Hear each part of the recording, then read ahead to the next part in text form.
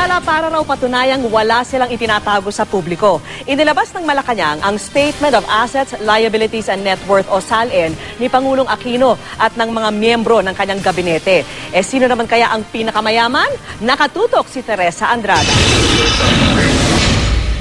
Si Foreign Affairs Secretary Albert Del Rosario ang pinakamayamang miyembro ng gabinete ng Aquino Administration.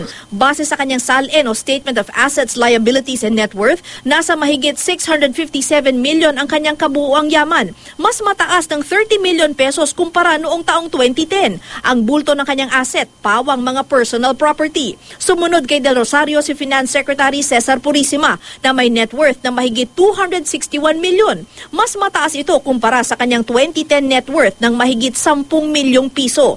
Noong 2010, si Purisima rin ang pumangalawa sa pinakamayamang cabinet secretary.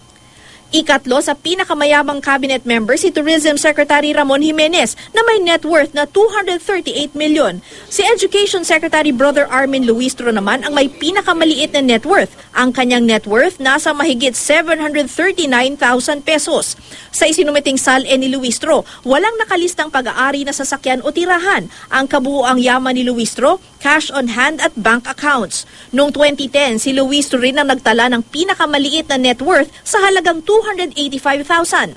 Si Pangulong Noynoy Aquino na isinumite ang kanyang SALN noong April 24, umakyat ng 10 milyon ang net worth na nasa mahigit 65 milyon.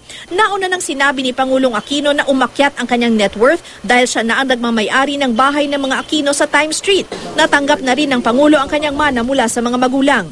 Ang paglabas ng SALN ng Pangulo at mga gabinete ng Pangulo ay ginawa ng palasyo sa gitna ng pagkwestiyon nito sa non-disclosure ng ilang yaman ni Chief Justice Renato Corona. Teresa Andrada, Nakatutok, 24 Oras.